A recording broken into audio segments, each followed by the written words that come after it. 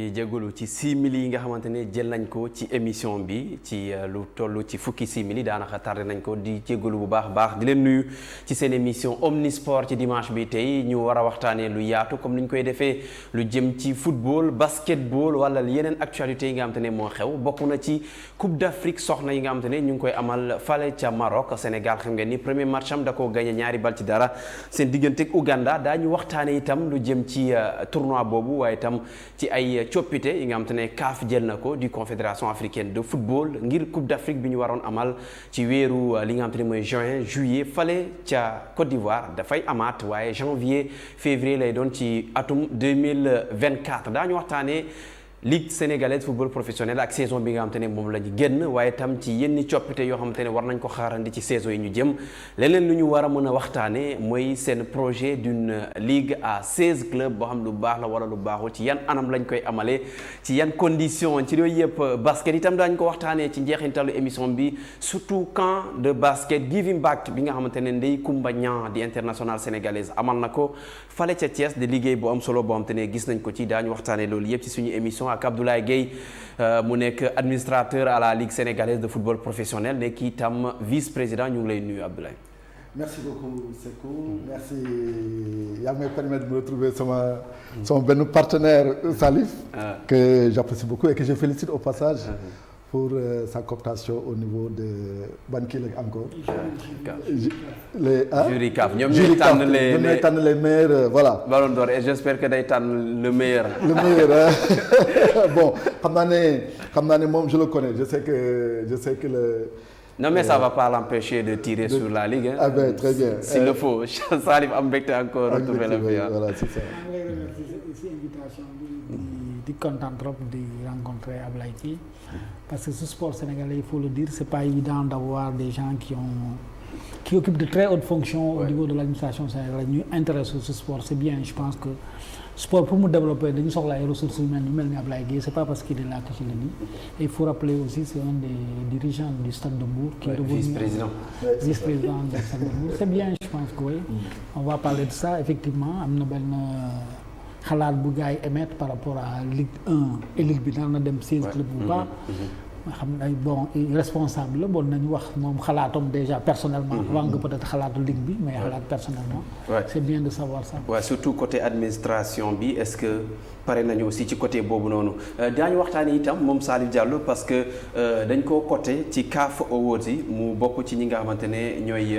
def choix yi meilleur joueur africain yi bokkoon na ci the best c'est l'un des rares journalistes yoo xamante ne ñooy élire meilleur joueur ci àdduna bi ak meilleur joueur ci Afrique Sadio Mané la tànnoon nag bu ko balaa gars yi naan non il n'est pas patriote parce que fii réew mi am na les patriotes am na ceux qui ne le sont pas tout dépend ci humeur sénégalais alors on va démarrer d'abord par cette CAN 2022 féminine c'est la 14e édition bi nga xamante ne Sénégal dem na ci une deuxième fois déjà ñu gis je pense que le choix de disputer cette CAN en cette période nga xam ne amul benn compétition c'est déjà bon parce que day permettre nit ñi mun koo seetaan.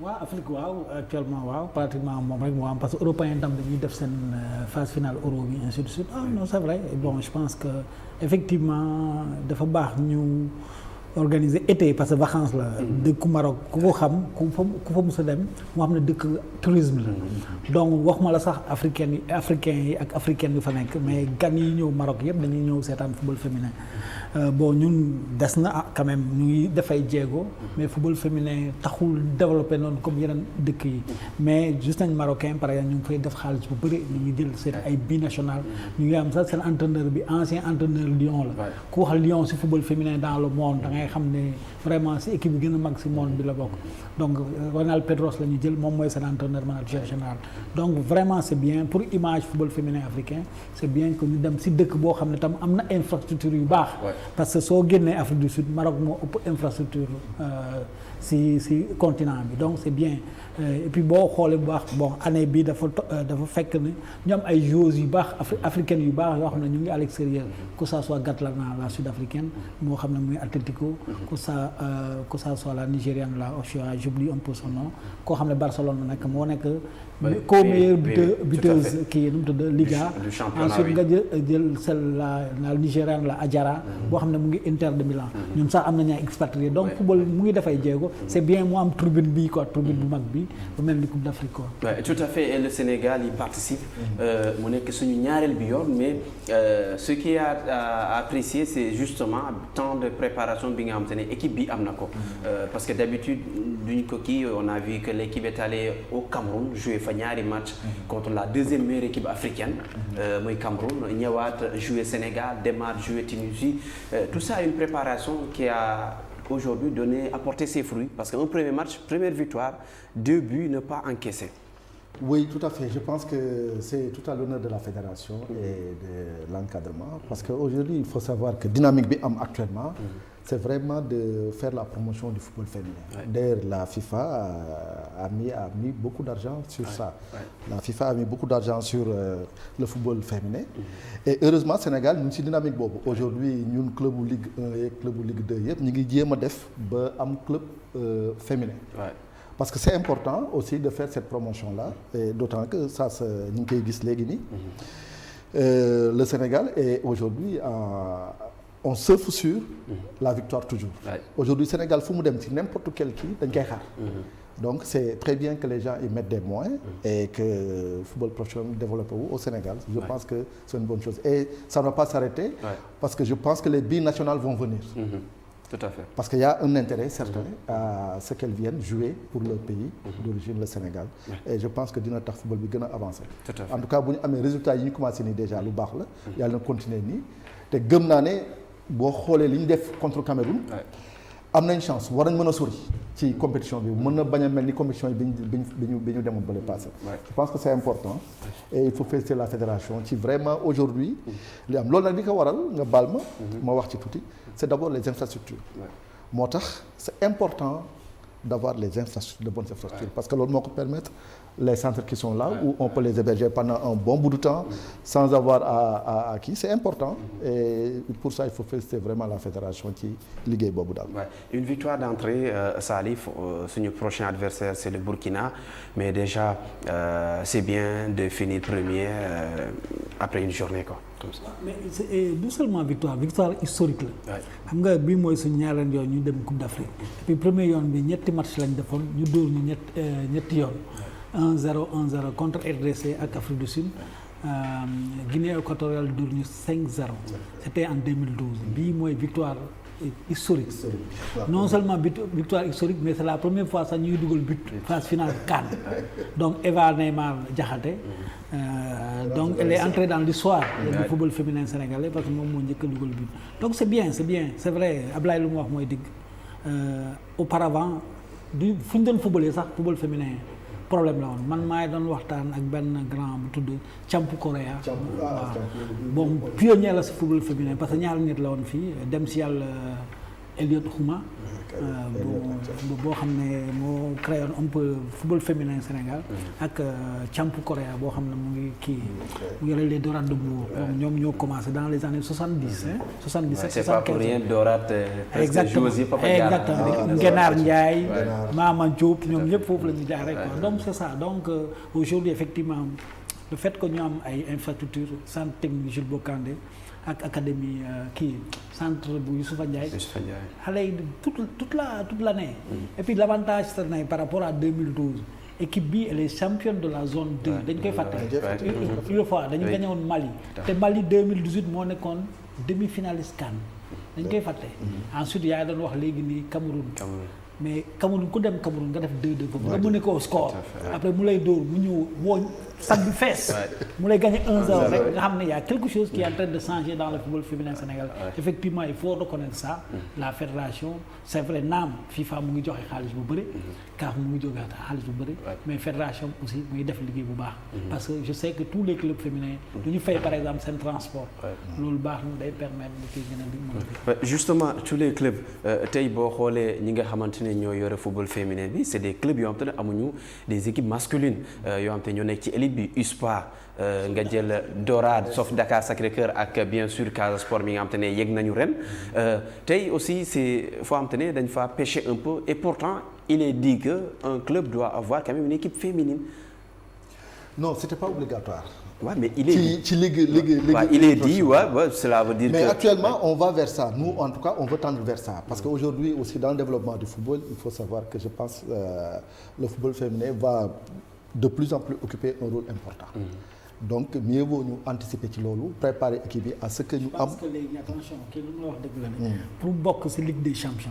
obligatoirement voilà, Ligue des champions Ligue CAF quoi. C'est ça, il faut avoir un qui là, une partie féminine. Une partie féminine effectivement voilà. Parce que effectivement comme je l'ai dit tantôt aujourd'hui la FIFA est en train de mettre de l'argent la CAF aussi et donc ci xam nga loolu c'est pour accompagner les équipes à avoir justement ces équipes là. Ouais. Parce que xam nañ ne aujourd'hui par exemple boo jëlee fu mel ni Sénégal avoir une équipe féminine c'est pas évident pour les clubs de Ligue 1 qui peinent déjà à régler justement loolu laa bëggoon wax quoi si vraiment voilà. On arrive à ça c'est d'autres charges quoi qui vont s'ajouter. D'autres charges qui vont ajouter mais dans tous les cas c'est inéluctable. C'est-à-dire que tendance boo xam ne kenn mënu ci dellu ginnaaw. C'est comme les U15 les U17 et les U19 aujourd'hui le football est il y a une nouvelle dynamique dans le football. N'est-ce pas boo xam ne le Sénégal ne doit pas rater ce train-là. Et ñi ngi ci et je le disais tantôt c'est vraiment tout à l'honneur de la fédération qui aujourd'hui aussi a compris cette dynamique-là.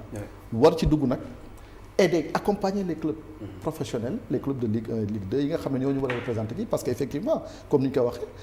gars yi ils mettent une contrainte la contrainte c'est que ku amul équipe bu jigéen doo mën a bokk.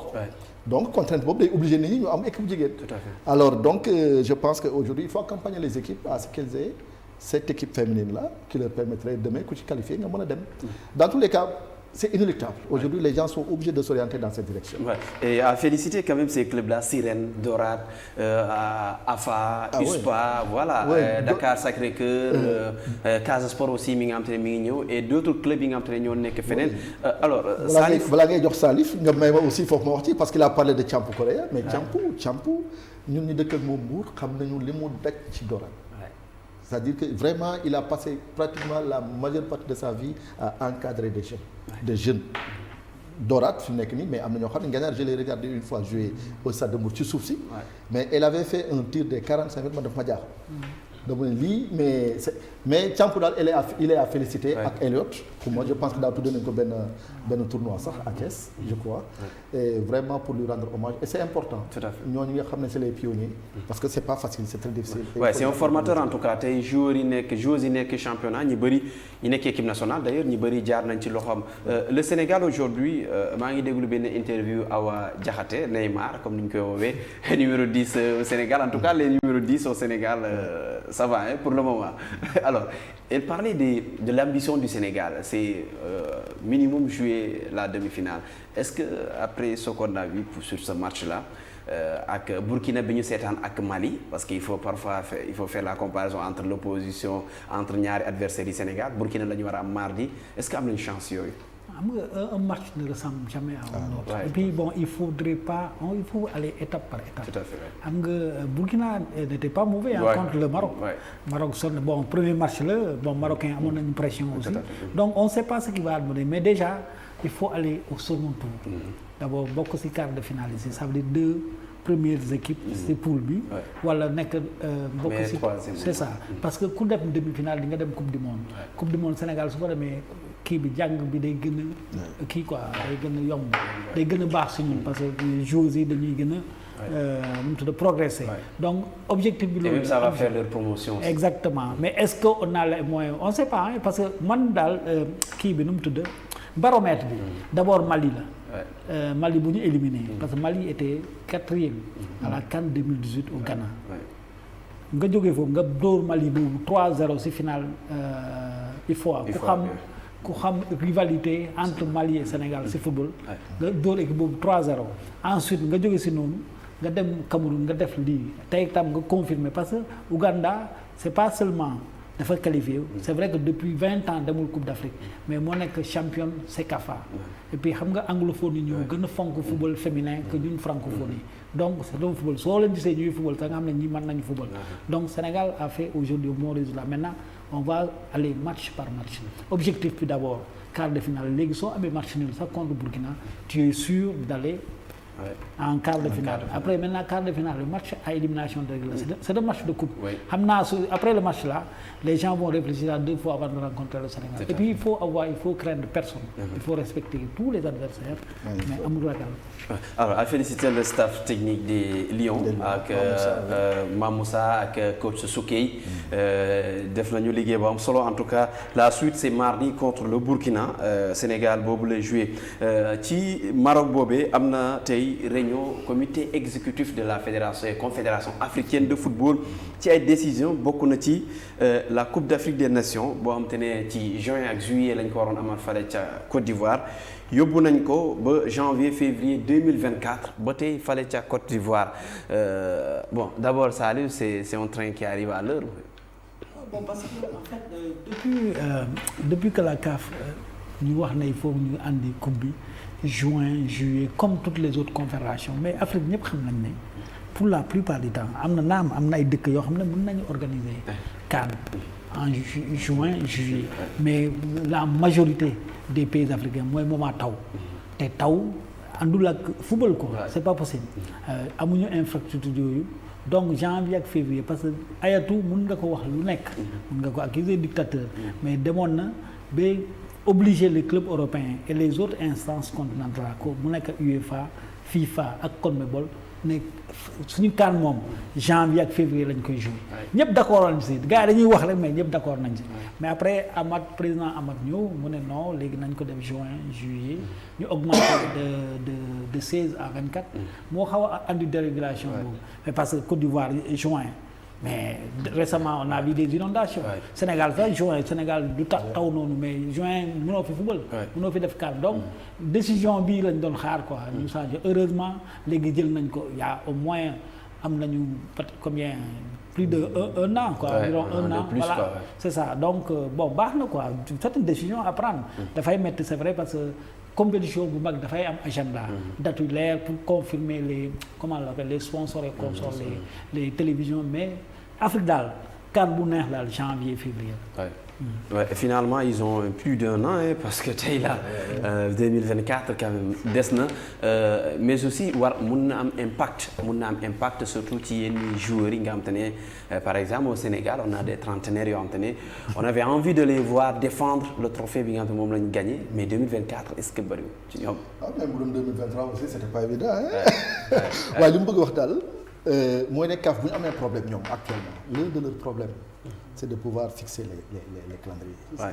Parce que c'est important comme ni ko Salif waxee dans les compétitions nationales il y a beaucoup de facteurs qui entrent en jeu dont le facteur temps les calendriers doivent être maîtrisés comme ren li ñu def ci Ligue 1 maîtriser calendrier bi de A à Z c'est important malheureusement aujourd'hui ça pose problème mais li mu wax aussi c'est une réalité parce qu'aujourd'hui on a voulu trop calquer sur l'Europe alors que les saisons sont en contretemps foofu ñun buy tàng fii foofu mu ngi sedd donc buy taw fii foofu du taw aujourd'hui en Côte d'Ivoire au Cameroun les pays yooyu en général golfe de Guinée Afrique centrale ñëpp xam nañ ne mais mois de juillet à partir du mois de mai d'ailleurs les pluies commencent bu doon taw bi rek la du problème mais buy taw tali yi baaxul il y a beaucoup d'infrastructures qui ne fonctionnent pas donc ça marche pas alors je pense qu'ils ont pris la bonne décision maintenant il faut que les gens se préparent en conséquence pour bañ ko rater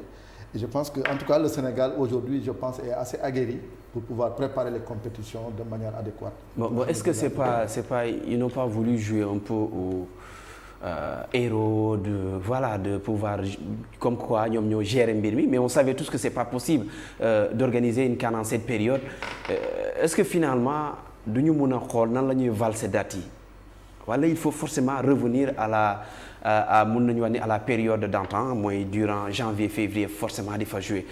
c'est vrai qu'il y a un calendrier international mais l'Afrique doit se faire respecter man loolu laa gëm l'Afrique doit se faire respecter du ñu ay ay ñeexu ñebe. parce que tey léegi soo dee club yu gën a mag y a des footballeurs africains. aujourd'hui un Sadio Mané un Riyad Mahrez mën nga ko décompter. aujourd'hui soo dañu am suñu baat dafa 54 fédérations la. c'est pas rien. donc il faudrait que notre voix passe. c'est vrai am na ay. mais ça on l'a en quantité mais en termes de prise de décision. non en fait tu sais c'est les joueurs c'est les joueurs parce que affaire bi ça dépend des joueurs. xam nga Sénégal amuñu woon problème boobu y avait des temps amoon nañu problème dañuy woo ay booy ñuy jéem a wax ne dañu feebar affaire yooyu léegi loolu amatul. mais am na yeneen sélection yoo xam ne joueurs yi ñëwuñu seen joueurs yi ñëwuñu si cadre bi parce que club yi lañu fi def pression. donc il faudrait qu'on arrive à ça loolu yëpp c'est les instances au niveau international au niveau de la FIFA affaire yooyu parce que solidarité la da ngay bàyyi nii nga def nii UEFA buy ne il faut que joueurs yi noppalu ñoom ñaari compétition la ñu créé entre temps. dañu créé Ligue des Nations. ak Ligue Europa conférence. donc affaire yi il faut se faire respecter. c'est aussi à nos joueurs parce que ñoom ñooy suñu porte-voix yi. parce que suñu Sadio Mané est-ce que Liverpool ñemoon na ne bul dem ka non duñ ko wax. c'est ça donc c'est à nos joueurs de se faire respecter. en notre aussi instant suñu demee ay coupe du monde loolu moo tax man par exemple j'étais d'accord pour la coupe du monde tous les 2 ans. parce que ñun on n'est pas comme l'UEFA boo xam ne am na Ligue des champions. xaalis bu bëri lañ si jël.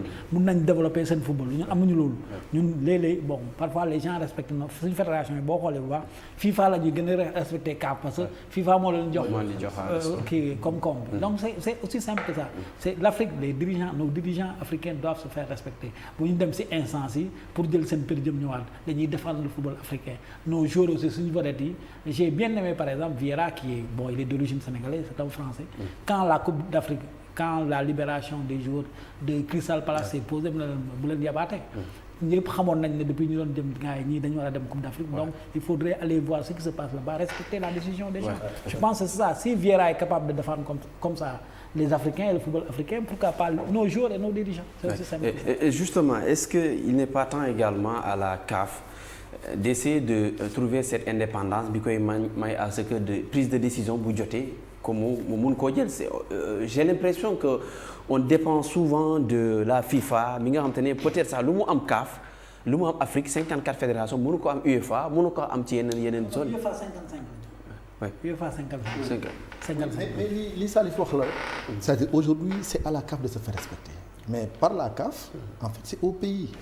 c'est-à-dire les différentes associations membres de la CAF ñoom ñoo war a boole seen baat nekk peser sur la balance tant que loolu amul on aura toujours ces problèmes-là parce que bu fekkee les gens ils nous divisent n'est-ce pas et c'est le cas malheureusement pour pouvoir faire passer leur desiderata du sotti aujourd'hui c'est la CAF et les pays membres qui doivent parler d'une seule voix c'est comme ça qu'on pèse sur la balance parce que il y a des détails mais c'est un lapsus révélateur.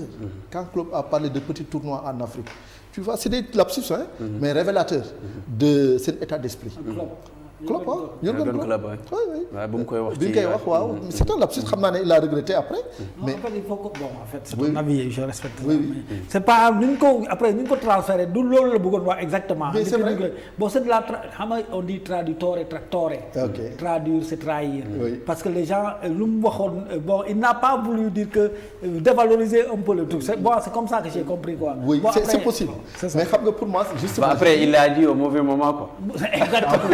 en plus mais li ci am daal te wóor mooy ne CAF les associations membres de la CAF ñoo war a boole seen baat mu nekk une voix forte boo xam ne day peser sur la balance parce que 54 pays ce n'est pas rien et tant qu'on ne le fera pas am na yoo xam ne du mën a jàll ci ñoom surtout par rapport à nos joueurs parce que aussi dañ ne wolof moo naan ku la ëpp doole boo amee looy bañ ku la ëpp doole moo la ko tegul xam nga ñun fi mu nekk nii le problème que nous avons c'est que nous sommes faibles devant FIFA nous sommes faibles devant les clubs parce que en réalité on est trop demandeurs suñu joueurs yi fii koo ci téye même ñun dans le championnat koo ci téye par ay seen famille ñoo jóg na la bàyyi ko mu dem.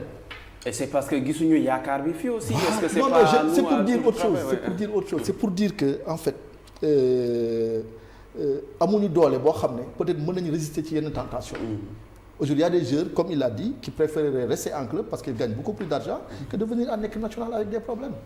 Parce que période boobu ñu bëri dañuy perdre seen place am ñoo xam ne dañuy ñëw après dañuy dem perdre seen place am ñoo xam ne c'est le contraire. am ñoo xam ne dañuy perdre seen place. bu ñu nee foofu il faut qu'ils se battent encore. am na ñoo xam ne kaa moo leen di defar. bien sûr Nampalys Mendy tout à fait. Il est rentré en club et voilà. Mais tout à fait parce que les gens l'avaient négligé auparavant. Ils l'ont acheté, ils l'ont négligé. Mais heureusement moom si ñu am chance la bokk. C'est les exceptions qui confirment la règle. Donc pour dire quoi? Pour dire que aujourd'hui li Salif wax la rek la CAF. ñoo war a góorgóorlu boole seen doole dem peser sur la balance. bañ a accepter la division que les gens font au niveau de la tribune. D'abord qu'elle soit indépendante. indépendance bi ci loolu la. indépendance état d'esprit la. parce que affaire bi xaalis bi bu ñu FIFA di jox. may ñu ko suñu xaalis la. parce que c'est les droits télévisuels yi. ak droit marketing. dañu boole ñëpp. maintenant parce que yow looy am. le PAF le programme d'assistance financière. kii va lu su joxee 1 million de francs Arabie Saoudite. nga xam ne soxla wala Qatar loolu la même chose lay jox Sénégal. donc c'est l'argent de tout le monde. c'est comme ici l'argent du contribuable. impôt bu ñu lay jox wala affaire yooyu c'est aussi simple que ça. oui alors kii boobu li nga xam te ne rapport boobu ban impact lay am ci par exemple la Guinée qui doit accueillir en 2025 sûrement dañ koy yóbbuwaat en 2026 est-ce que day permettre Guinée mu am. day permettre sax Côte d'Ivoire sax gën a defar. gën a defar seen il y a des choses qui restent bon tu sais loolu la quoi Guinée daal bon dew ma Guinée. mais Guinée est-ce que ñooy organisé. 2025 bon dew ma fa. je sais pas. mais su écho yi may recevoir. Guinée daal la meilleure option bu ñu am. def ko organisation Sénégal. apparemment bëgguñ ko. waaw mais dañuy wax rek xam nga lu nga bañ ba loolu lu nga wax loolu laa wolof ma loo bañ ki la ëpp doole moo la ko tagul actuellement l'option la plus réaliste pour la Guinée c'est de faire la co-organisation et puis sax damay dem fu sore je pense que nos dirigeants africains dañu war a gis CAF parce que nos pays africains c'est pas comme les pays européens fii parfois tout est à faire soo ne benn état nga def CAN parfois am na ñoo xam ne amuñu hôpitaux yu baax am na ñoo xam ne seen plateau médical bi amul doole. am na ñoo xam ne hôtel sax amuñu ko. yaa ngi may dégg donc mais nga ne gars yi il faut aller vers la co-organisation. xoolal Cameroun 2019 la waroon jël. même 2021. buñ demoon am na loo xam ne des na. tu as vu. et même 2022 bi quand bi ñu koy organisé donc 2022 exactement donc il faudrait suñ demee quand on a décidé unilatéralement de passer de 16 à 24 dañu waroon ne gars yi. forcé wuñu kenn daal bu leen ñun suñu sañoon sax ngeen def ko organisation yaa may dégg États-Unis Mexique Canada mooy dëkk yi gën a mag si àdduna bi la mais coupe du monde bi à 46 ñoom ñett ñoo koy def du ñaar mais ñett États-Unis rek mën na ko def mais pour baisser le poids le coût dañu def ko organisation pourquoi ñun africains dañu def ko pour des problèmes d'ego la depuis Berlin la division notre division là affaire ba léegi ñu ngi si non il faut qu'on arrête il faut qu'on sache quel intérêt actuellement co-organisation moo ñu mën a permettre ñu génn si tout à fait est-ce que tey le Sénégal aussi serait prêt pour une co-organisation on sait qu'on a déjà le stade du Sénégal Fale Diamniadio on a les travaux de Léopold yi nga xam ne lancé nañ ko on a Demba Diop mais ça ne suffit pas également pour. mais on a Lat Dior. On a rénové à l'Institut Diatta. On va rénover. Oui, mais non, c'est dans les deux. Co-organisation 2025 on a les trois stades parce que co-organisation kii day jël kii ñett poule yow nga jël ñett poule. Il faut avoir pour une CAN il faut avoir 6 stades. 6 stades. Donc su doon 2 pays la kii day jël 3 kii 3 yow am nga 3 déjà. parce que am nga Diamniadio am nga. amitié parce que 18 mois la. amagoo amitié. non parce que justement lu tax ma bañ may naan amaguñu amitié parce que amitié depuis 2 novembre 2018 ñu ngi annoncé travaux yi donc. mais léegi comment. mënaguñu. mais xam nga mais côté infrastructure également Sénégal certes y a la Guinée à côté mais le Sénégal aussi loolu tamit suñu problème entre les annonces et la réalisation. mais 18 mois la daal 18 mois dina pare. mais xam nga j'avais dit dans une autre émission que diggante sol mbubb ak sumb mbubb il faut que yaramu neen am ci yoon. xam nga ça c'est très beau ça c'est très beau. oui c'est-à-dire que xam nga am na période boo xam ne amuñu woon stade. Aujourd'hui tout le monde voit que y a le stade que les gens avaient critiqué. Il y a Lat Dior qui est là. Le ministre a inauguré et puis xam nga gis nga Sékou aujourd'hui le football ñëpp xam nañu importance football kenn du ko caaxaane. le président n'a pas intérêt à ce que le stade ne soit pas terminé. Le ministre des sports n'a pas intérêt à ce que ce stade-là ne soit pas fini ci période yi ñu wax. parce que dañ ko soxla te xam nañ li mën a indi ci dëkk bi. aujourd'hui le football ce n'est plus de loisir, c'est une économie. Et ça passe comme ni ma ko waxee c'est par des infrastructures. Ça commence par ça. Abdoulaye Diaw da koy faral di wax. Aujourd'hui balaa nga mën a def dara mais il faut nga am foo ko defee de manière correcte. ay football ci suuf ak yooyu loolu. xewi na dépassé nañ ko. Et je termine par ça. C'est-à-dire aujourd'hui moi je suis convaincu qu'à date échue. On nous aura les stades peut-être même bu fekkee day am écart. écart yi du mënul weesu quelques mois. Mais ce qui est évident mooy ñun am nañ chance Sénégal moom am nañ chance ci yenn affaire au moins sur les infrastructures hôtelières nous les avons aucun problème. Les routes sont très bonnes. Les infrastructures machallah aujourd'hui on ne se plaint pas trop. bu Demba Diop pare Amitié pare mais on est tranquille bu dee ay stade d'entraînement moom y en a partout. Donc peut-être le problème se trouvera sur les infrastructures ay hôpitaux yu demee. Non hôpitaux ça non on a des hôpitaux mais est-ce que c'est des plateaux. Non mais très relevé mais yow y a des cliniques. On n'a pas un problème de plateau. Non mais on parle des problèmes partout problème de scanner. Oui bien sûr bien sûr. Non loolu c'est dépassé depuis yow fa nekk. Ah non. Les problèmes de scanner les problèmes de scanner pas à Dakar. Ça pas à Dakar mais Dakar n'est pas le Sénégal. Non je veux dire que bon parce que man je vais. Non ça c'est bref pas ça. Ça c'est les politiques qui le disent. Je l'entends souvent. Moi je vais man lu ma la wax sama option bi. option co-organisation la Guinée. Parce que man Sénégal sumb benn kan pour man non on a d'autres priorités. Man pour man loolu la. Parce et qu'on a puis boo ratee 2026 JOJ yi. Et puis boo ratee 2025 bi bon certainement dafay am glissement 2026 parce que bu ñu ñëwaat il faut que la zone australe là il faut ñu organiser. mu CP sax moo fa dem. entre Namibie ak Botswana mu ne organiser leen. parce que il va chercher un deuxième mandat. te ñoom ñoo koy njëkk ngemb la zone COSAFA. ensuite boo fa jógee bon il faut les prix du baril là ont monté. sont montés autant pour moi. Algérie dafa def CHAN. pour def terrain d'entraînement bande d'essai pour dem CAN. Nigéria soxla na CAN. te Nigéria c'est la même chose ils ont besoin de ça l'Égypte va s'y mettre il faut pas oublier le Maroc ainsi de suite donc Sénégal pour que et puis suñu zone bi que ça soit le Cameroun Côte d'Ivoire après Guinée c'est la zone presque ouest africaine donc CAN bu suy ñëwaat fii ay 10 ans la est-ce que yaa may dégg donc l'option si on veut vraiment une CAN nañu def co-organisation. Bon y a eu la partie guinéenne oui mais Guinée je sais que ceux qui connaissent le football et ceux qui connaissent le sport en Guinée savent qu'aujourd'hui pour tenir la date de 2025 soit 2026 il faudrait qu'ils aillent vers la co-organisation. Ouais ça on le voit souvent seen journaliste en tout cas di alerter que même il y a même pas de travaux yoo xamante ne yu conséquents yoo xamante ne démarré na foofu yuy wane réew mi war na mën a dalal dara fii ak ay at. donc ñu wax ci leneen mooy Super Ligue africaine bi nga xamante ne aussi bokk na ci décision yi ñuy jël tey ci rencontre bi comité exécutif bi amee woon. Super Ligue bi gis nañu biñ ko waxtaanee fale ca Tugal coow bi nga xamante ne andi na ko foofu donte sax am na koppar yi ci yokku ne ñu jàpp ne du respecté li nga xamante mooy équité bi am ci wàllum sport tey Afrique bu koy am ñun lan ñu mën a yàqal ak lan la ñu mën a yokk. non xam nga les compétitions boo gisee ni ngi diversifier compétition yi. c'est que aujourd'hui comme bu bëri daf cee nekk. xaalis bu bëri dafa nekk ci compétition yi et dans les recommandations même du symposium ici au Sénégal rek. on avait recommandé de diversifier les compétitions. Parce qu'en réalité, c'est ce qu'il faut. Aujourd'hui, et c'est pour peut-être anticiper sur un sujet que nous allons aborder, fii ci ñu ligue kii bi le nombre de matchs est trop petit pour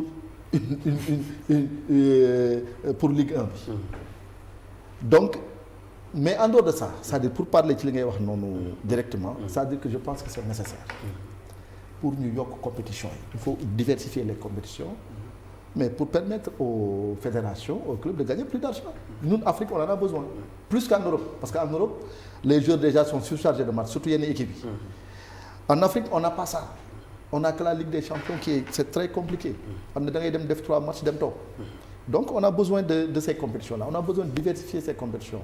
Moi, je ne trouve pas a priori, je pense que la Super League, barna pour la CAF, quoi, pour yokk seen diversifier seen compétition bañ a yem uniquement ci ligue kii. Plus de compétition plus de charges pour les clubs yi nga xamante ne peut-être amuñu yenn chance yi sori plus de revenus pour les clubs yi nga xamante ne déjà ñëpp xam nañu dañuy yegg yenn niveau yi finalement lii ñu mënul am fale am nañ ko fii mais à quel coût.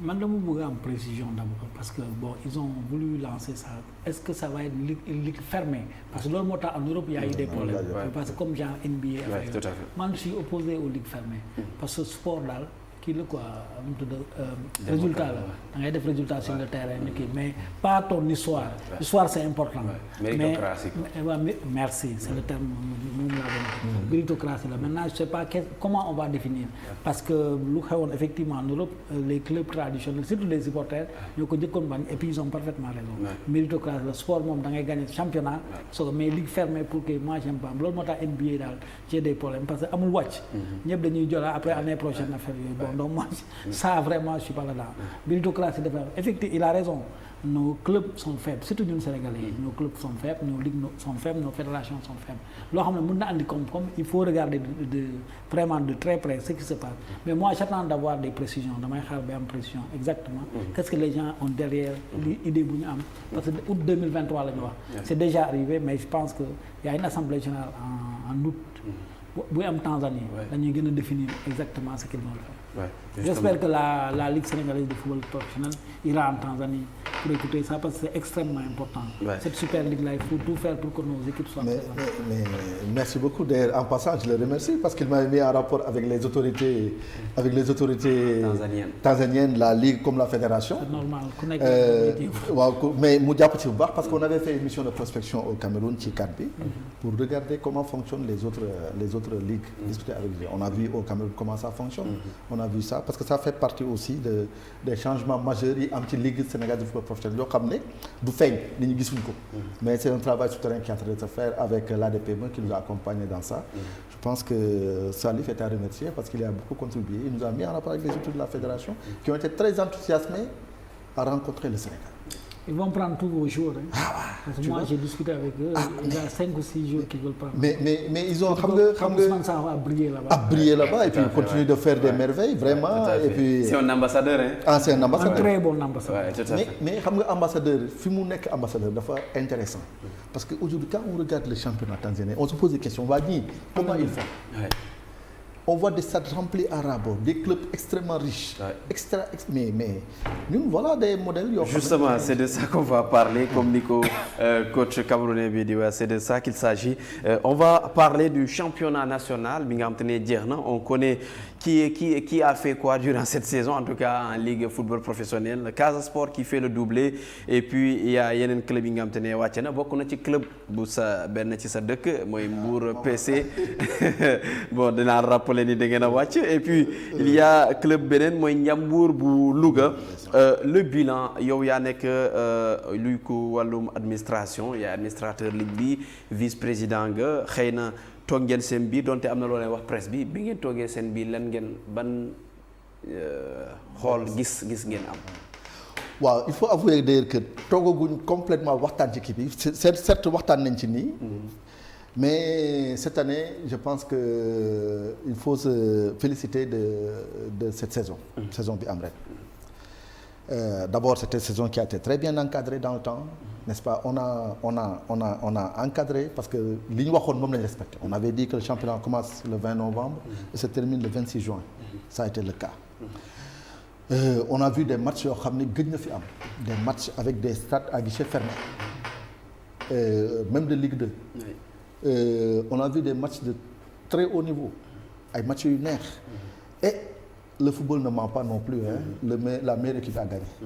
Et sur tous les plans. Aujourd'hui, c'était un régal que d'aller voir le Casa Sport. Parce que comme le dit souvent Massata Diack, le premier capital d'un club, c'est les supporters. Aujourd'hui, boo nekkee Casa Sport nga gis supporters yi naxaw mais ça te sublime. Les gens ils jouent mieux. Et ça, c'est un exemple pour les autres clubs. Et c'est un plaisir d'aller regarder un match du Casa Sport. Et aujourd'hui ils produisent du jeu da ngay dem seetaan leen mais ñi ngi jéem a football. te ñun football am na ñoo xam ne ñoom football li leen di yóbbu terrain mais seetaan football la. C'est même pas le truc mais seetaan football donc. Cette année daal et je le dis au nom du président Mohamed Djibril Wade. qui nous a aussi laissé vraiment carte blanche pour essayer de travailler dans de très bonnes conditions. Féliciter le président Pape Momar Lo qui est le vice-président chargé des compétitions et de la communication. Dire que cette année on a eu 364 matchs et sur ces 364 matchs il y a eu que sur 3 matchs après qu'il y a eu des incidents. C'est vrai que nag incident bu amee day nekk benn bulle mais sur les 360 matchs il y a eu que sur 3 matchs qu'il y a eu des incidents. Les matchs ont été d'un très bon niveau, beaucoup de matchs en tout cas. Et il faut se féliciter dans l'organisation aussi, dans l'administration. Aujourd'hui, on a eu des séances de formation sur presque tous les plans. Les lois du jeu, le management et le marketing, la digitalisation. On a eu 4 séances de formation. Les commissaires et les administratifs des clubs, ils ont été formés grâce à l'appui de l'ADPME. Ça nous a permis vraiment cette année, en tout cas, de faire un très beau championnat. Féliciter aussi le directeur exécutif de la Ligue, Amsatou Fall, qui a fait un excellent travail avec son équipe, Dr Moussa Cissé et toute l'équipe administrative. Vraiment, il faut se féliciter cette année. Dire que nag doyul. Dañu commencé, mais des na am na yu des. waaye daañu waxtaanee yu des yi bëri na saal yi des daañu ko waxtaanee. waaw yow moom xam naa da ngay sànni xeer mais am na yu des daal. non effectivement am na yu des bëri na yu des. ñoom nee nañu ma man damay sànni xeer rek. mais déjà le bilan lu mu wax aussi c'est vraiment à féliciter mooy la saison. Spectacle bu ñu gis mi ngi ñëwaat ndànk-ndànk on voit que public bi muy commencé waat di accroché wu encore ci club yi et ça c'est grâce également à la digitalisation ci yenn club yi je crois. C'est tellement vrai. Moi je vais féliciter les dirigeants seen job là vous avez décidé de faire ça je vous félicite pas vous devez le faire mais surtout les supporters yi nekk ci réseaux sociaux yi. les gars du Jaraaf. Jambar. GFC. Pikine. Même pour Petite Côte qui descend Casa ainsi de suite donc match bi day neex déjà balaa bés match bi déjà sur les réseaux sociaux yi non c'est formidable et puis des gens vraiment ils font un excellent boulot man franchement c'est léegi foo toll championnat Sénégal gars yi si tu es en Indonésie xam na le championnat Sénégal si tu es sur da ngay xam ne match am na suuf c'est ça donc ils ont si le Jaraaf a fait guichet fermé ici à Iba Mar Diop avec leur très mauvaise pelouse là. C'est grâce à leur service qu'il a. Digital. C'est ça, c'est le community manager. Ils font Diakoula Cissé avec son équipe, ils font un travail de titan. Vraiment, voilà les gens que la fédération. J'espère que j'ai vu tout de suite une conférence de presse le 6. Que pour préparer Sargal yi vous devez sargal les gars des réseaux sociaux là. Franchement que ça soit les gars de Pikine Guédiawaye c'est prévu. Il faut ñu sargal leen. On attend, j'espère que vous allez nous annoncer la bonne nouvelle que vous avez eu un diffuseur parce que tant que vous n'avez pas un diffuseur seen liggéey yëpp dina am match yi neex mais les équipes vont pas se retrouver vous allez donner que des 20 millions des 30 millions une équipe qui dépense 100 millions saison après ngay ñoom 30 millions ça sert à rien parce qu'il faut que ligue bu dee tu as parlé de la Tanzanie c'est Azam TV qui prend tout en charge tu es sûr que balaa début saison il y a $100,000 ou $200,000. Le vainqueur il a plus de 150 millions. Mais déjà soo commencé tu as $100,000. Tu sais que $100,000 c'est à peu près quoi? C'est 60 millions de francs CFA. Tout à fait, $100,000, 65 millions. 65 millions.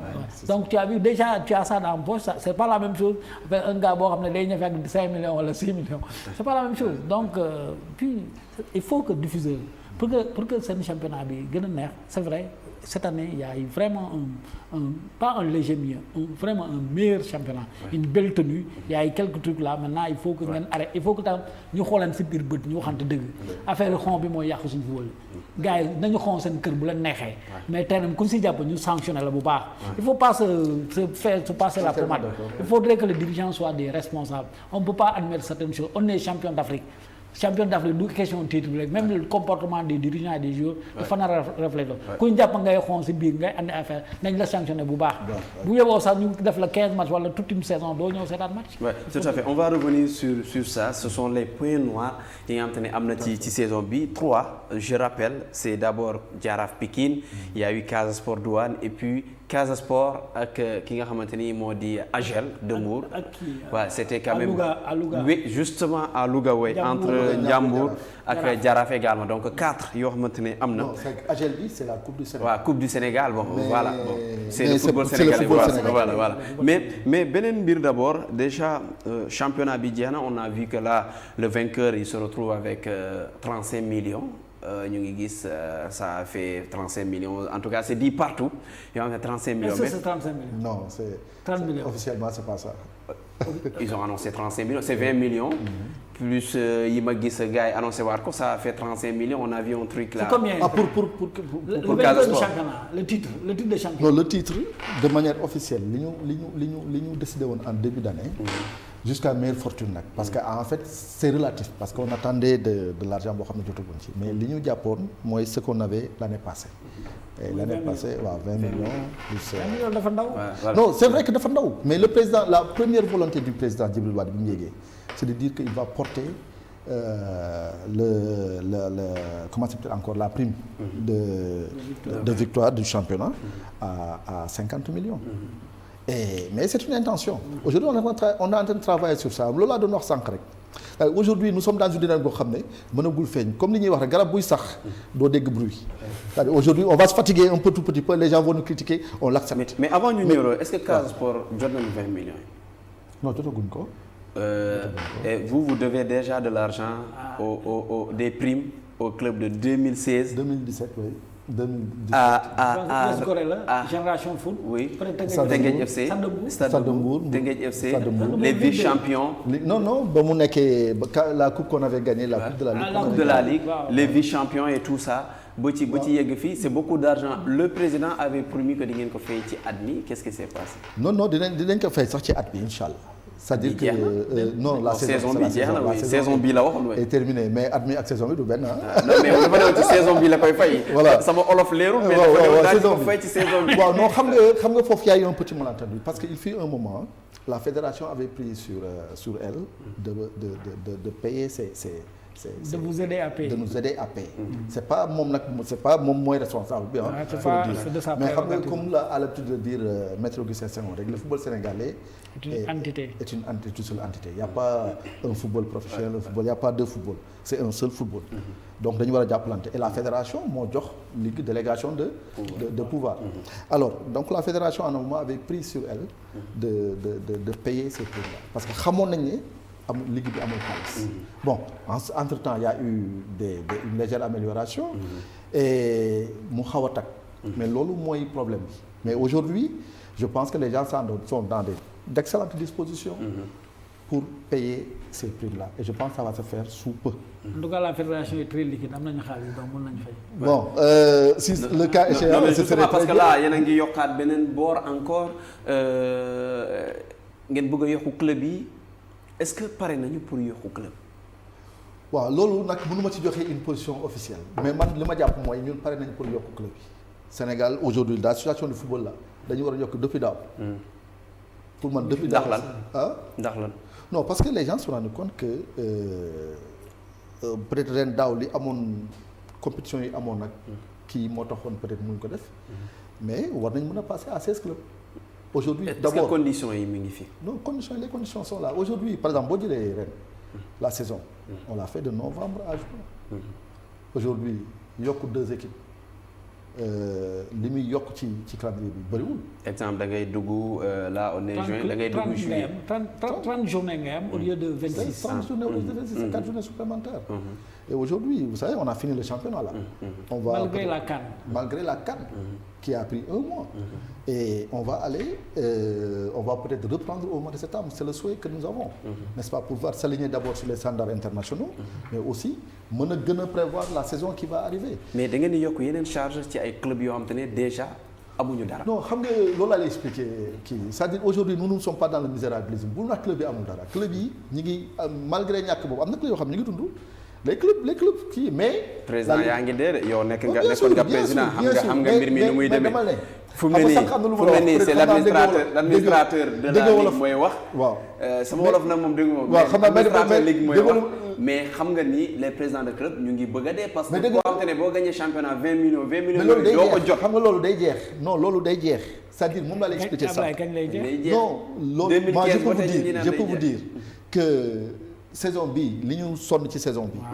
jàpp naa ne dootuñu sonnati lu mel ni saison bi. Parce que nous sommes en train de faire un travail boo xam ne et je suis absolument certain que ça va aboutir parce que les gens sont engagés à plus de 200% pour ça parce que et saison bi bu ñu ko jàllee saison bii di ñëw jàpp naa ne problème yi ñuy wax ne yu bëri dootuñ ko wax moo li ma la expliqué. club yi dañuy am xaalis. mais c'est le souhait du ma ne club yi nag attention parce que club yi aussi am xaalis bi ça ne doit pas uniquement venir de la ligue club yi dañu war a liggéey aussi pour am et te loolu tamit la ligue a un programme pour aider les clubs à mieux s'organiser à mieux rentabiliser ce qu'il faut parce que aussi boo imposer club bi ne ko yow da ngay am société une société doit avoir des activités génératrices de revenus mënoon da ngay am société ba pare doo am benn activité boo xam ne moo lay indil xaalis. aujourd'hui société bi dañ koy tudd noonu rek. waaw dañ koy tudd noonu rek. aujourd'hui xam nañ ne boo gisee d'ailleurs ADP accompagné loolu moo tax le Sénégal aujourd'hui mais c'est le premier pays au monde dans le championnat français. ci exportation. c'est le premier pays au monde ci exportation. en France. xam nga. on exporte beaucoup de joueurs. beaucoup de joueurs donc loolu mais day jur koom-koom. aujourd'hui le public qui revient mais. Casa Sport seen dernier match bi ñu def ci benn match bi ils ont eu 7 millions. à Ziguinchor ils ont plus de 200 000 vues mais yooyu c'est des centres de profit 200 000 vues boo ko mënee am te mën na yokk parce que aujourd'hui ni muy tendance bi ñuy dem ñun li ñu bëgg en parlant de la digitalisation et des diffuseurs lu ñu bëgg mooy mutualiser nos efforts xam nga Casa Sport mën na am 20 000 vues ci benn coup Jàmbaar mën na am 15 000 vues. Jaraaf mën na am 17 000 vues. extra loolu boo ko boolee day nekk chaque semaine mën nga am benn 500 000 vues boo xam ne mais boo ko agrégé mais day nekk et entre parenthèses la Ligue a aujourd'hui sa chaîne YouTube boo xam ne mi ngi fi. donc loolu boo ko agrégé non yooyu yëpp dañu nekk ci apprentissage way xam nga mais vues yooyu noonu club yi ko moom moo leen vues yi. non club yi boo ko jëlee individuellement duñ ci am dara. mais boo ko boole non si mën nañ ci am dara sax je veux dire mais li ñu ciy am. soo ko agrégé. nga jël yëpp nga boole ko jël xaalis boobu yëpp nga séddalewaat leen ko mais xaalis bu gën a bëri lay doon. et c'est ça mais balaa ñu yegg fa est-ce que ligue bi du déjà diffuseur balaa ñu yegg ci jël ay vues. mais diffuseur ñëpp xam nañ ne diffuseur moo yore football mondial. ñëpp xam nañ ko mais au Sénégal ban télé nga fi mën a jël si. non waxuñu Sénégal mais pas forcément télé sénégalais. non xam nga diffuseur amoon non effectivement loolu yëpp ñu ngi ci c'est-à-dire am na yoo xam ne mënuñ ko wax fii. xam nga problème lu tax seen mu ngi ci. nit ñi dañuy débuté mais non mu ngi ci bi mooy yàgg en fait ci Sénégal. déedéet mais concret bi la ñu c'est le concret. mais boo jëlee Star Times mais c'était du concret mais kan moo ko xeex c'est des Sénégalais. ah non ah si. pourtant Star Times yéen bi ngeen di signé man maay fàttaliku jour boobu xaw ma boo xam yaa ngi woon ci salon d'honneur bi. posé naa fa question ñëpp reetaan ma. lan la bi may wax ni est-ce que sóoraale ngeen benn mbir moo xam te ne mun na yàq contrat bi. mais dëgg la Sayer bu may tontu da doon reetaan. non loolu moom du am dañ mën maa reetaan noonu mais est-ce que tey yooyu noonu yëpp mbir la yoon te mun nañ ci. ba tey di laqatu ci contrat Star Times. déedéet laqatuwuñ ci c'est-à-dire que. parce que sóoraale woon ko woon. mais c'est vrai. xam naa boobu ñu naa booy bi xaw ma fan la jógee di laajte yii nii. waaw temps yooyu xam naa ne loolu peut-être loolu mais en réalité tu as raison vous savez subtilité contrat. dafa compliqué parce que en réalité ku nekk sa intérêt ngay xool. parce que contrat bi effectivement les gens ont émis benn point boo xam ne en fait ba léegi ça a retardé les choses mais apparemment même affaire ça s'est décanté mais xam nga Star Times le Sénégal du dara ci moom il avait d'autres ambitions derrière li ñu doon def léegi le problème c'est à ce niveau aujourd'hui problème presque réglé woon na presque laa wax. ñoom demaguñu kon ñu ngi fi ba tey. non ñu ngi fi ba tey parce que ils veulent avoir d'autres activités bëgguñu yem ci diffuser football rek.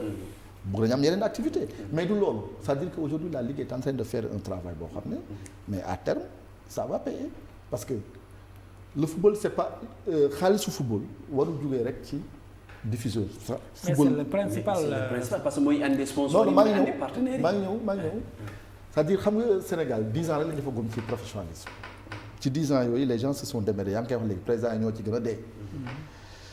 L'État n'a pas vraiment sur le plan financier accompagné les clubs. Aujourd'hui nous sommes en train de montrer des voies yoo xam ne l'État peut le faire sans bourse délier nag sans yokk ce budget wala sans def lii pour dimbali le football professionnel parce que aujourd'hui à la lumière de ce qu'on a fait en Coupe d'Afrique les gens se sont réveillés c'est comme nii dañ leen fëgg ne leen yeewu leen gis leen xool football bi lii la mën a jur. Aujourd'hui le football comme je l'ai dit tantôt c'est une économie boobu nag li koy doxal il faut que état jàpp ci te je pense président Djibril Wade fu muy waxee loolu lay gën a njëkk a expliquer li leen di laaj nag bëriwul mais bu ñu ci jàppee tuuti dinañ gis ne diffuseurs yi vont venir de même ça commence par la digitalisation parce que il faut inverser la tendance comme ñun ñu ngi wut diffuseur mais ñu diffuseur suñu bopp nag li muy jur parce que diffuseur pour am xaalis la li ci ëpp ak visibilité mais aujourd'hui on est en train d'obtenir la visibilité avec la digitalisation il faut mettre le moyen mettre toute la com qu'il faut pour nit ñi mën a xam ne li ñu mën a am ci télévision mën nañ ko liggéey avec la digitalisation ba am ko. Est-ce que da ngaa bëgg wax une télévision de la Ligue Pro on va revenir sur ça mais justement peut-être foofu noonu am na lu muy wax état bi le fait que accompagné wu on sait juste que am na yeneen réew yoo xamante ne l'État accompagne. a accompagné surtout les débuts. pour tette mu màgg au Sénégal c'est pas le cas quand même. Oui, c'est vrai, mais attends, l'État accompagne à sa façon. On attend que mu gën a am doole parce que les stades appartiennent à l'État. Ouais. Il ne faut pas qu'on oublie ça aussi. Non, l'État a sa part de responsabilité, mais aussi la Ligue Pro a sa part de responsabilité. Parce que moi, par exemple, je ne suis pas un juriste, hein, mais je ne comprends pas parce que les clubs sénégalais, ils ont fait leur part de job au niveau de auprès de Startime. Ouais. Parce que c'est pas de régler les problèmes de kii la ñoom dañu football nañu. gars yi ñoo xam lan la ñu signé. yaa may dégg d'abord loolu leen football lu tax fay ñu leen affaire boobu man c'est la question que je me pose jusqu'à présent. Parce que vous n'avez pas vocation à vendre les décodeurs de Startime. C'est pas votre job. Votre job c'est de produire du spectacle. ñoom spectacle boobu la ñuy jaay. loolu laa comprendre je suis pas un juriste. mais c'est basique là bon c'est si dama jàng les kii généraux quoi. du droit. loolu laa jàng quoi solo ma sama jàng solo du droit mais xam naa ne ñoom votre job c'est pas de vendre des décodeurs c'est pas ça. ensuite kii bi c'est vrai digitalisation bi baax na gars yi ñu ngi def lu ñu mën mais kii ligue professionnelle buy respecté wu day am diffuseur. il faut ngeen job ci affaire boobu il faut ngeen liggéey ci affaire boobu il y a des télévisions. Bon, certainement vous n'aurez pas 50 milliards ou bien 5 000 milliards loolu lañ ko am léegi nii mais déjà soo leen amee koo xam ne parce que appel d'air la. soo leen amee diffuseur y a des entreprises yoo xam ne en temps normal duñ ñëw mais suñu xamee dañuy feeñ par exemple ce qui se passe dans un pays comme la Côte d'Ivoire y a un diffuseur qui est là-bas duñ lay jox xaalis bu bëri mais y a des entreprises qui viennent se greffer parce qu'ils savent qu'ils vont être visibles. Aujourd'hui ce pays-là notre pays-là dans 2 ans ou bien dans 1 an on va exploiter notre gaz et le pétrole. Tu as vu il faut da ngeen di fëgg soo leen amee diffuseur ñoom dañu bëgg a feeñ suñu bëggee feeñ ça change carrément le visage du football professionnel. ñu ngi wax léegi Super League en Afrique mais suñu club bi par exemple le Casa Sport là risque de perdre ay 4 ou 5 jours suñu demee peut-être si ça se passe comme ça c'est même pas sûr qu'ils entrent à la phase de poule.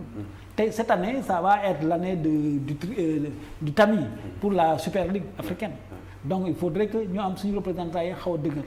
pour dem ci éventuellement Super League bi donc il faudrait que le problème de diffuseur là il faut régler ça c'est un problème extrêmement important. mais je suis c'est vrai chaîne YouTube fédération loolu baax na affaire mais tant que amu leen diffuseur mais si la Tanzanie est aujourd'hui l'une des ligues les plus cotées dans le monde ñu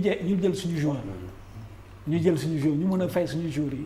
mais ñuy ñëw ils vont venir racler encore cette année man maa la ko wax parce que j'ai pas bien sûr parce que boo ñam naa ko neex na bàyyi mais justement donc tant que diffuseur boobu ça doit être votre combat premier tant que amu leen loolu mais vous allez pédaler dans la choucroute malheureusement. Justement est-ce que diffuseur boobu est-ce que yéen a ngi ciy liggéey est-ce que am ngeen ci yeneen contact wala ba tey yéen a ngi toppaat ci dossier Star Times pour ñu. non toppaat effectivement. je veux dire de sax ci état beeg duñ ko bàyyi noonu parce que déjà au moment où on parle de Star Times on doit un peu d'argent parce qu'on avait fait des prestations xam ne fait. c'est ça. donc yooyu dinañ ko fay. Effectivement on est en train de travailler sur ce dossier-là mais xam nga c'est pas aujourd'hui comme sottiwul ak kii mënuñ fi nekk di révéler li ñuy def ci dossier diffuseur mais ñëpp xam nañ ne comme je l'ai dit tantôt diffuseur c'est extrêmement important pour un football visible et rentable parce que effectivement le diffuseur permet li mu wax yëpp quoi mais xam nga nag nous sommes aussi dans un contexte très compliqué parce que nous avions cette possibilité-là mais les gens li ñu doon proposer c'était dérisoire par rapport à ce que ils proposaient aux autres pays et ensuite il faut avoir aussi am benn accompagnement je parlais tantôt de l'appui de l'État. Appui de l'État loolu ci la bokk. Aujourd'hui l'État peut contraindre certaines kii amee dans les conventions générales à appuyer par exemple le football professionnel. loolu tamit ci la il y a des possibilités. On est en train d'y travailler. Aujourd'hui dañ nekk ci phase boo xam ne c'est une phase de transition. tout ce qu'on fait dans la ligue, les gens peuvent ne pas le savoir, mais quand même on réfléchit beaucoup. Moi, il est temps que li ngeen di réfléchir ngeen mettre quoi. Ah mais commencé na feeñ ñu gis on est d'accord que cette année vous avez vu beaucoup de changements. Oui, de la part des clubs. Non, des clubs et de la ligue, de l'organisation de la ligue. Non, si, on a tenu quand même les matchs à date échue. Ça, non, c'est pas uniquement les matchs, c'est-à-dire que les matchs, c'est ce qui est visible. Mais il y a beaucoup de choses qui se passent dans les coulisses. Pas dans les coulisses, mais beaucoup de choses qui se passent réellement. D'accord. Est-ce que aujourd'hui la Ligue ne pouvait pas réfléchir à une chaîne de la Ligue? Ça peut partir de là. Bon, elle n'a pas les moyens de trouver le matériel également pour Mounaki, mais ça peut être une bonne option déjà. Déjà, mais il faudrait qu'il rembourse les dettes qu'elle doit au club d'abord. Mais c'est vrai que la Ligue là, elle a beaucoup de problèmes. Mais elle a beaucoup de problèmes. Non, vous avez plus de problèmes que de solutions. Non, si, on a plus. Actuellement, les solutions sont en train de venir. Vous avez une dette de plus de 200 millions, vous n'avez pas d'argent. C'est important d'éponger les dettes quand on doit de l'argent. C'est vrai, vous avez raison. La fédération, c'est vrai, sa vocation, c'est de ne pas venir chaque fois en adjonction à la Ligue. Ce n'est pas sa vocation. Mais aujourd'hui, la situation, je pense qu'il faut éponger les arriérés. C'est un seigneur, on le reconnaît à travers ses problèmes de dette. Parce que, bon, les gars, ils ont joué, ils ont gagné le trophée, il faut leur donner ça. Ok? La Ligue aujourd'hui, la fédération, machallah, actuellement, c'est pas l'argent qui manque. Je pense s'il y a une volonté politique, ils doivent pouvoir éponger. Puisqu'ils veulent aider la Ligue, ils doivent régler ça. Et ensuite, l'autre combat fondamental, il faut la donner à la fédération. C'est-à-dire, tu as parlé de YouTube, de chaîne YouTube, même les sponsors. Il y a certains gars qui préfèrent l'équipe nationale. Non, maintenant, dorénavant, on est numéro 1 en Afrique depuis 3 ans et demi. Ku bëgg signer ak équipe nationale, signer le football local. Parce que c'est vrai, il y a des binationaux, mais beaucoup de nos joueurs expatriés fii la ñuy commencer. Donc, pour jàppale équipe nationale, da ngay jàppale d'abord suñu football local bi. Ça veut dire fédération suy dem signer contrat ay sponsors yooyu nañu xool bu baax lu nekk ci suuf aussi. S'il donne 100 millions à l'équipe nationale, qui pense pouvoir donner 50 millions ou 60 millions, même ou 70 millions au football local. Donc, je pense que c'est aussi une stratégie. Mais tu as tout à fait, tu as raison. Mais récemment, vous avez signé un sponsor. Oui, avec la LONASE, oui. Ouais. Que les gens ça a apporté quoi, 100 millions? Oui, ça nous a donné un bon 100 millions pour une année? Non, 100 millions, c'est, je pense, 120 millions. Quelque pour chose une année? Ça. Pour une année, oui, 150 millions, je crois. Avec une bonne clé de répartition, quoi. Les équipes, la Ligue, le 4 millions. 4 millions, c'est un voyage. Pour une équipe comme le Casa. Non, c'est un match, ouais. Pour Casa, c'est un voyage. Oui, mais comme le Casport, machallah, ils ont beaucoup de chance. Mais est-ce que... Mais je rebondir un peu sur ça le fois. Parce que nous avons marketing. Effectivement, aujourd'hui, je pense que la dynamique, elle a été bien annoncée par le président de la commission marketing, Lamotte, qui a dit effectivement qu'aujourd'hui, dans les négociations qu'ils vont faire, ils vont tenir du bolé, football local. Et c'est normal, parce qu'en réalité, équipe nationale, moi vitrine, moi locomotive doit tirer. Mais au niveau local, c'est la ligue professionnelle qui est la locomotive qui doit tirer le football vers le haut. Et donc, je pense que l'on a fait. Et moi, aujourd'hui, nous sommes dans une dynamique les fruits vont bientôt parce que l'ol de Fagnor, déjà, on sait que le contrat avec avec Orange est terminé. Donc, on va signer encore une fois parce que je les vois mal ne pas signer avec la fédération actuellement, Fintolmi. Et donc, ils vont tenir compte de la Ligue. Et, voilà, de cette nouvelle donne-là. Parce qu'aujourd'hui, nous, Bundion Sénégal, Bundion 1 milliard, Teiji, on vaut au bas moins 3 milliards. C'est un exemple que je donne. C'est-à-dire, si on coûtait 1 milliard avant, Teiji, au moins on parle, il faut multiplier par 5, par 6. On est d'accord, mais quoi Amoul? Est-ce que Amoul Kounyo Tio, bon, peut-être ça va avoir visa. Tu n'as rien, tu parles de zéro. Voilà, bon, Amoul. Est-ce que doo lijjanti koo xam te ne day ñëw non seulement ñëw benn bu dee 0 nga yor ngay xaar 5 boo amee ku la jox 2,5 est-ce que doo ko jël di xaar am attendant est-ce que finalement seen ambition bi parfois voilà du leen yàqal ci yàqal ñu dara parce que aujourd'hui yaa ngi wax loolu moo leen yàqaloon affaire quand oui justement parce que mënoon la leen may waaw mais nag attends aussi bu ñu basaate lu yor on n'a pas bazardé. mais yoragoo leen dara justement. non justement xam nga. il y a un objectif yaa ngi wax LONASE par palier. objectif par palier. oui. par exemple da nga ne man. suba ba tey yaa ngi wax LONASE suba suñu commercial ngay jaar non yaa ko tudd déjà c'est sponsor boobu mi ngay jox 100 millions.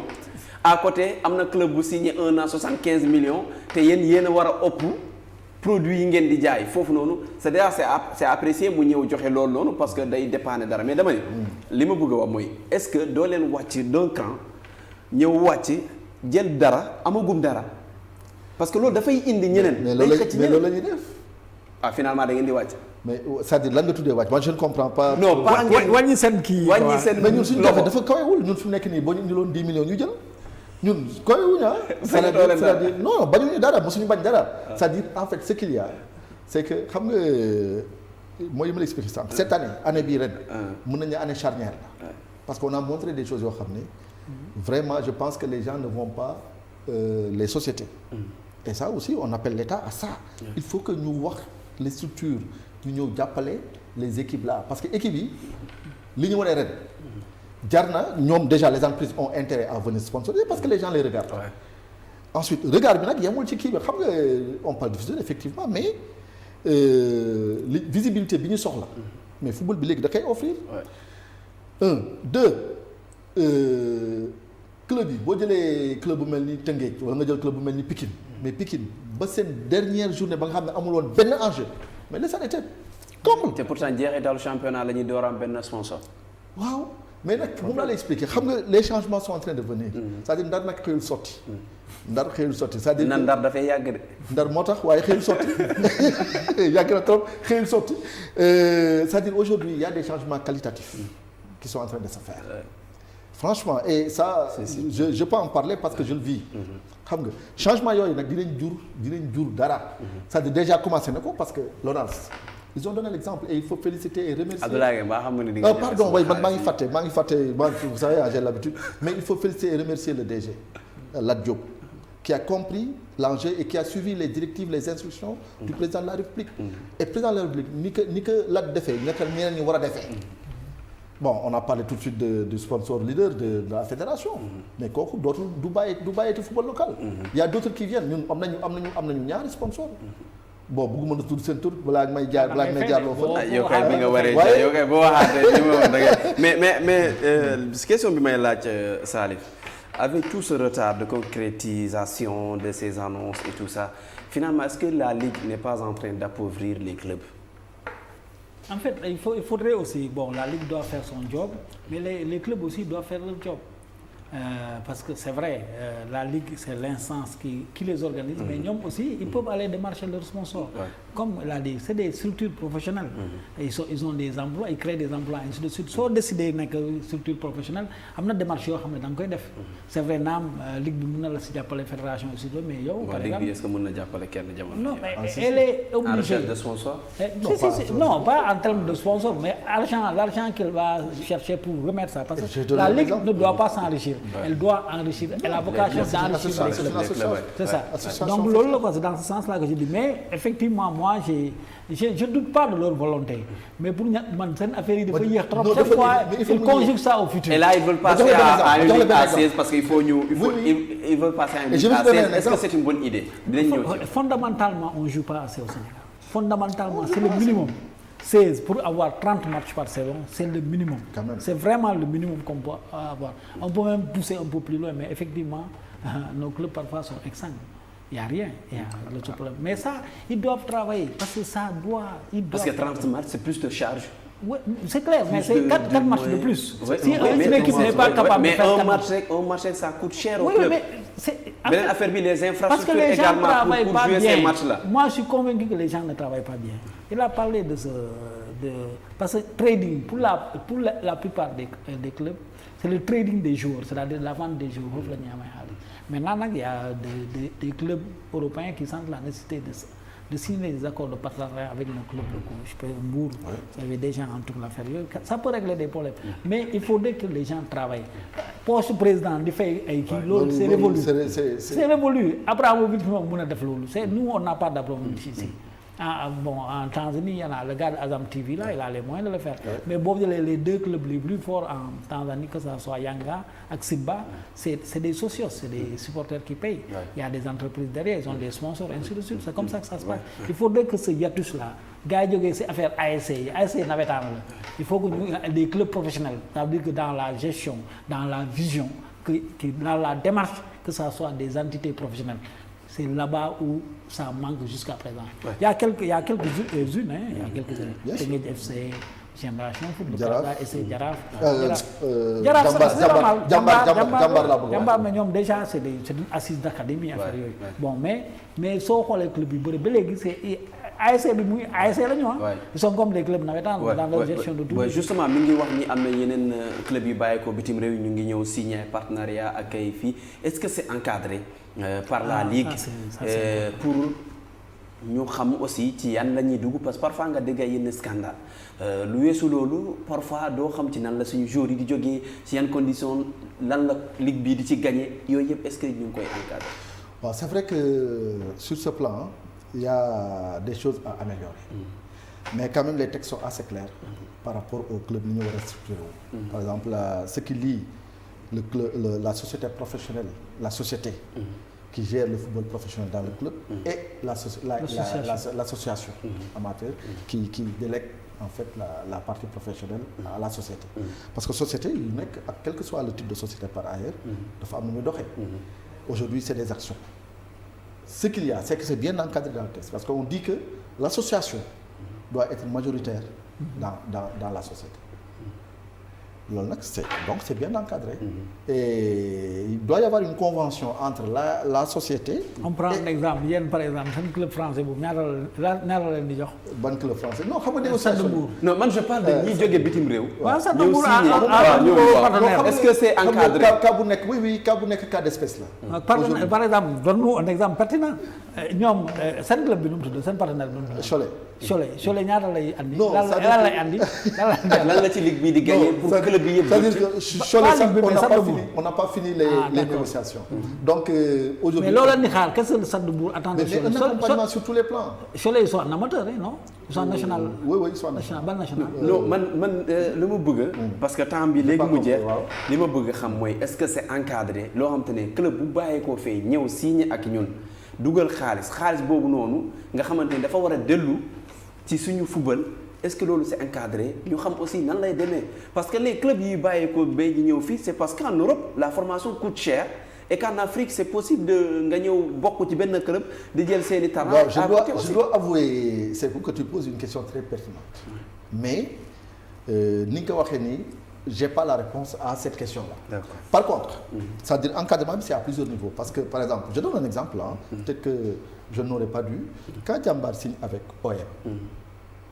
Mais yoon ligue bi lan la ci yoon ligue bi nekk ci quand génération. Mais c'est un club professionnel. Oui je veux dire mais ci seen contrat bien lié parce que c'est aussi une société qui signe avec une autre je ne sais d'ailleurs comment ça marche xawma ci dara mais je veux dire foofu ligue bi lan la ci mën a wax wala Génération Foot qui est en relation avec Metz. Génération Foot ligue bi lan la ci mën a wax c'est vrai que nag la question que bi nga posé c'est important je pense que ligue bi war na ci am peut-être. Vu parce que waaw droit de regard et c'est important moo tax ma ne la question bi nga posé c'est très intéressant et comme ni nga ko defee noté ko ngeen waxtaanee comme ni nga ko waxee boole ci question passé am na li ma waxoon waaw justement parce que pourquoi je dis ça est-ce que du ñu nekk après certes am na njëriñ bu mu am mais est-ce que après du nekk un danger pour notre football. Mais tu sais c'est partout maintenant pareil en France par exemple 3 l'équipe de 3 qui est en Ligue 1 française est liée à Manchester City c'est le groupe Manchester City donc c'est en fait c'est le truc des grands ensembles da ngay jàpp fii jàpp parce que Metz par exemple c'est pas seulement Génération Foot ils ont un autre club en Belgique qui s'appelle FC Seren le premier club de dem si yàlla Jules Bocandé donc c'est comme ça Amadou Diandiaye exactement donc c'est comme ça c'est le truc des grands ensembles effectivement la formation coûte moins cher ici parce que ici s'il signe une convention avec un club par exemple jox la 1 million d'euros ici ça fait 656 millions de francs CFA. Oui, bon, en France. Tu es là, tu as le jackpot. Mais en Europe, 1 million, bon, aujourd'hui, par exemple, le FC Metz, on sait que le club qui leur permet d'éponger ces dettes, c'est Génération Foot. Le club qui lui permet même de rester en Ligue 1 à saison française malheureusement wàcc nañ Ligue 2 c'est Génération Foot ainsi de suite. Donc si ça Génération Foot FC Metz va avoir beaucoup de problèmes. mais xam nga pardon si je peux xam nga les clubs en Europe les structures là c'est pas des enfants de cœur. Non bien sûr que non. c'est-à-dire que ñoom li ñuy def dañ koy xam. bien sûr dañ koy calculer. xool rentabilité bi xool lan lay jur. Et de cette même manière, je pense que nous aussi, peut-être, on doit réfléchir dans cette direction-là. Ouais. Regarder toutes les conséquences. Je pense que vous avez soulevé un lièvre. Boo xam ne peut-être dinañ ci réfléchir. D'accord. Alors temps bi mi ngi waaj a jeex puisque yéen jàpp ngeen ni la Liga 16 jàpp ngeen ni c'est une bonne idée moom jàpp na c'est une bonne idée compétitivité bi parce qu'on voit les matchs du championnat on joue pas plus de 70 minutes. Ça déjà c'est un problème boo xamante ne war ngeen ko régler parce que on parle de manque de compétition mais un match de football au Sénégal championnat ça fait pas plus de 70 minutes connecteur de fii kii sànni fii ñu xeex arrêté match bi sànni na fii sànni na fii ça aussi c'est un problème qu'on doit régler je pense que les sanctions war ngeen sévir dañ leen di may ngeen nooy tuuti on va parler basketball masse boo ñu ko mayee.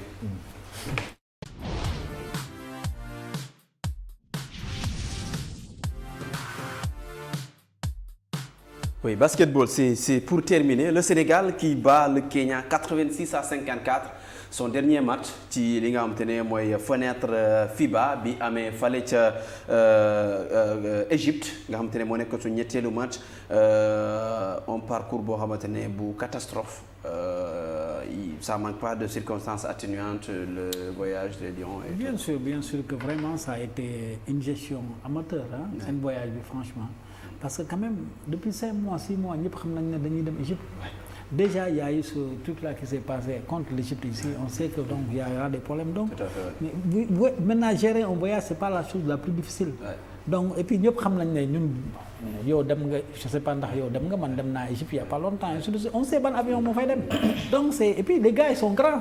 T'imagines Gorgui Sy Dieng affaire yooyu nekk ci avion. Économie classe. C'est ça donc ensuite ça c'est la première chose. La deuxième chose il y a des pays africains parlons du Cameroun seen gars NBA duñ nangu ñëw. Mais ñun ñu am un joueur de la NBA qui accepte de venir qui accepte de prendre des risques affaire yooyu. Donc qui est en libre agent actuellement. C'est ça tu le mets dans des conditions minimales waxuma la ou bien optimales. Des conditions optimales da nga koy respecter nga def ko. Mais malheureusement ce qu'on a vu pendant cette fenêtre là mais doy na waar c'est pas ça. ku dem nar a dem Égypte nga dem ba Istanbul. Non, attends. Jaar Qatar. Non, mais ça, il y a quelque chose qui n'a pas marché. Il faut revenir sur ça pour régler ce problème. Oui, tout à fait. Espérons que Sénégal dina mën a profiter ci li nga xam te ne mooy fenêtre bi ñu jëm ñu war ko amal ca Tunisie d'après les informations yi nga xam te ne jot nañ ko mooy Tunisie moo koy organiser boobu nag Sénégal bu demee second tour on va faire 2 poules de 6. Donc 5 ñooy qualifiés. Le Sénégal actuellement à 15 points. Qualifié na deuxième tour. Qualifié na second tour et donc il faut mu amaat. Il faut au moins 24 points pour se qualifier au mondial donc sur 30 possibles et j'espère que Sénégal dina mën a am loolee ñu wax ci leneen ci benn camp de basket bi nga xam te ne c'est une internationale sénégalaise moo ko organisé actuellement elle est d'ailleurs en regroupement avec l'équipe nationale du Sénégal elle s'appelle Ndeye Koumba Niang elle est de Thiès c'est un camp giving back parce que foofu la judo foofu la màggee foofu la defee ABCD am ci basket et bon elle a décidé de rendre li nga xam te ne mooy Thiès lu mu ko jox elle a organisé un camp bu regroupé ay ndaw et puis on va suivre ses explications ñëwaat na ci camp bi ñëw na également sur sa formation mais également son intégration en équipe nationale du Sénégal. Objectif bi du dara lu dul motiver sama rakk yi fi nekk parce que man bi may nekk ci seen place ñoom dama doon soxla maanaam ku ñëw comme ni wan ma ni que affaire bi mën na nekk daal à partir de loolu man ci laa amee benn déclic bi maanaam gëm ni man war naa ko mën a def donc loolu laa bëgg a woon sama rakk yi nekk fii avec nos maigres moyens xam nga pour wan leen ni ñoom maanaam ñun ñëpp benn lañ daal waaw nit yëpp ay doomu aadama lañ donc façon catégorie bu nekk ci nga bokk muy góor muy jigéen muy mag muy ndaw ñëpp am nañ si wàll daal waaw moo tax ma ni pourquoi pas ma invité leen si ñoom aussi ñu participer. man maa ngi jaar si NBS Ngirane Basket School bu nekk fee Daniel Brottier waaw def naa fa 1 an et demi ci la ma benn agent gisee Thierno Fati Sow d'ailleurs moom sama mag la sax daanaka waaw mu gis ma ni ma ba xam dem Japon intéressé wu la ma ni ko pourquoi pas au début nag metti woon na avec sama famille mais waaw bëgguñu woon vraiment parce que mën naa ni sama famille man rek maa fay def sport waaw. sentiment de fierté laa am parce que parfois sama coach bi nekk fee daf ma doon wax affaire nationalité et tout ça mais man lu ma am moom sol sama drapeau réew défendre ko man moo ma gënal donc bi ma yëgee loolu dama kontaan am fierté xam ne nag liggéey bi bari na maanaam sas la rek pour ñu gën a góorgóorlu xam ne ñun amuñu lu dul Sénégal daal. Ndeye Comba Niang international sénégalais c'est à féliciter nga jaar fenn ñëwaat jël xale yi di leen jàngal aussi comme ni ñu la jàngale en tout cas di ko féliciter moom Ndeye Comba Niang mi ngi ci équipe nationale bu Sénégal di jaajëfal suñu correspondant fële ca Thiès di Isidore Alexandre Sène mi ñu yónnee éléments yooyu noonu les CAF Awards ñu ngi ñëw yow bokk nga ci jury bi. Déjà boo ñu mënoon déere kan mooy gagné rek boo ñu ko bon ça passe pas à la télé sûrement instant bi ñu ngi coupé est-ce que Sénégal day gagné. Bon je pense que oui je pense qu'on a beaucoup de chance pour gagner. Donc le Sénégal va gagner c'est le titre, jury qui parle. pas plusieurs titres. Aujourd'hui au moins am na kenn koo xam ne wóor na ma dagg Salif. mooy Aliou Cissé ren gisuma lu ñu mën a def ba duñ ko jox meilleur entraîneur. Pour le reste nag wóoruma mais Aliou Cissé. Sadio Mané wóorul. Non je pense que on va gagner des titres on va même gagner des titres. Pas seulement un seul titre. Mais bon sama bopp laa xam parce que dama voté donc je sais pas qu'est-ce que mais non mais c'est normal quoi. C'est le contraire qui serait surprenant. Par rapport à ce que Sénégal wone non on va gagner des titres lors de ces CAF. C'est notre année quoi en quelque sorte. C'est notre année. Non c'est notre année sur beaucoup de plans. Parce que aujourd'hui xam nga jël premier ak mérite moom moo ñu daal. C'est ça exactement. Aujourd'hui tout ce qu'on est on le mérite. Nous sommes l'équipe la plus chère de toutes les équipes. Ce qu'on a montré sur le terrain amul na table que Sénégal c'est la meilleure équipe africaine de ce moment. Depuis 3 ans on est premier en Afrique. Je l'avais dit qu'avant ñuy jël coupe bi ne woon na leen nekk premier pendant 2 ans c'est pas donné et la suite logique c'était de remporter la coupe. Heureusement avec le manko wuti ndam li les gens l'ont fait. Mais justement est-ce que tey daataa may ñëw ci CAF Awards yi nga xam te ne 2021 amul te ñëpp di xaaroon ñu boole ko tey ci succès bii ñu am ci moment bi nga xamante ne suñu étoile bi mi ngi briller. Est-ce que duñ ci profité aussi développer suñu football local bi benn yoon profité ci mouvance boobu noonu parce que moment bii nii lu ñu wax ñu ne gongo. Mais lan nga tuddee développer football local. Non développer football local justement. mais parce que le football local bàyyi ma wax la xam nga yéen da ngeen di jël benn aspect rek yaakaar ne loolu mooy affaire. mais lu mu wax. waaw il a parfaitement raison. waaw non. mais président Guèye bu xaalis amul développement amul fa. mais xam nga xaalis. 98 on prend l'exemple de la France quand France nekk champion du monde. entraîneurs français yi on les a recrutés à travers le monde. français yi am xaalis bu bëri ñun aussi aujourd'hui xam nga loolu laa doon wax ñu par exemple léegi sponsors yi ñëw.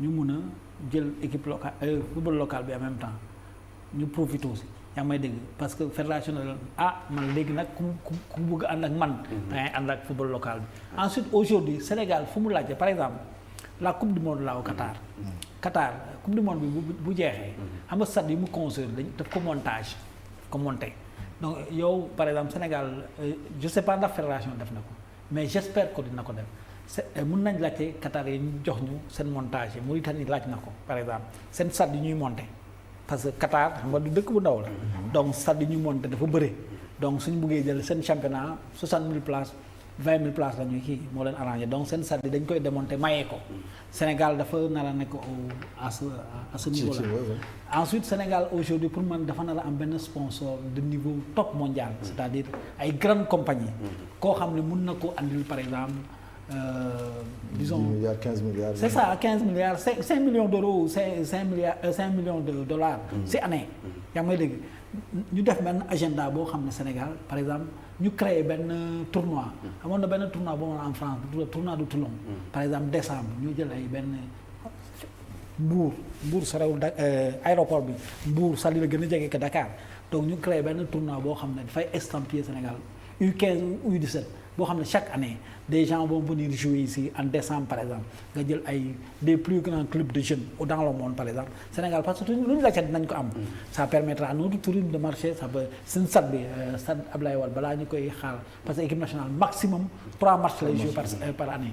donc tu as une possibilité que stade boobu baax même stade bu nekk à côté bu ñu def athlétisme itam mën na kii ainsi de suite. je pense que c'est que l'idée là est très bonne cette année la ñu war a profiter defal lu bëri xam nga yooyu day permettre Sénégal tu remets le Sénégal encore sur la carte du football mondial, du sport mondial et du football mondial. C'est ces terrains-là qu'il faut.